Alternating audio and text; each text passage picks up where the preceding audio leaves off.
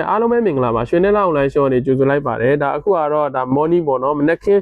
order လေးဖြစ်ပါတယ် CB ကန်လေးအလိတ်300 order လေးဖြစ်ပါတယ်နော်ကျွန်တော်တို့ရွှေနဲ့လောက်ဆိုင်မှာပစ္စည်းမှာယူမယ်ဆိုရန်ကုန်မြို့တွင်အိမ်ရောက်ပို့ငွေချင်တွေရပါတယ်ငွေအမောက်ဘယ်လောက်ပဲဖြစ်ဖြစ်ကျွန်တော်တို့အိမ်ရောက်ပို့ငွေချင်တွေရပါတယ်အခုဆိုရင်ဒါ CB ကန်လေးအလိတ်300ကိုကျွန်တော်လက်ကားဈေးလေးနဲ့ပေးထားတာဖြစ်ပါတယ်ခင်ဗျာဒါအများကြီးလေးနဲ့ကျွန်တော်ပေးထားတာဖြစ်ပါတယ်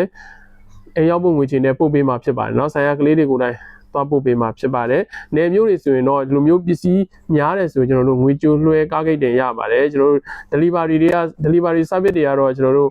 ဒီလိုမျိုး parcel အကြီးတွေကိုမရတော့ပါဘူးခင်ဗျာ။ဒါကြောင့်မို့လို့ကျွန်တော်တို့ငွေကြိုလွှဲကားဂိတ်တင်နဲ့ပို့ပေးပါတယ်ကားဂိတ်ကနေဆိုကျွန်တော်တို့ပစ္စည်းဖို့ကြိုလွှဲရပါတယ်ပစ္စည်းဖို့ကြိုလွှဲပြီးတာနဲ့ကျွန်တော်တို့ကားဂိတ်တင်ပေးမှာဖြစ်ပါတယ်ခင်ဗျာ။ယုံကြည်စိတ်ချစွာဖြင့်ဝယ်ယူအားပေးလို့ရပါတယ်ခင်ဗျာ။လက်လီလက်ကဝယ်ယူအားပေးတဲ့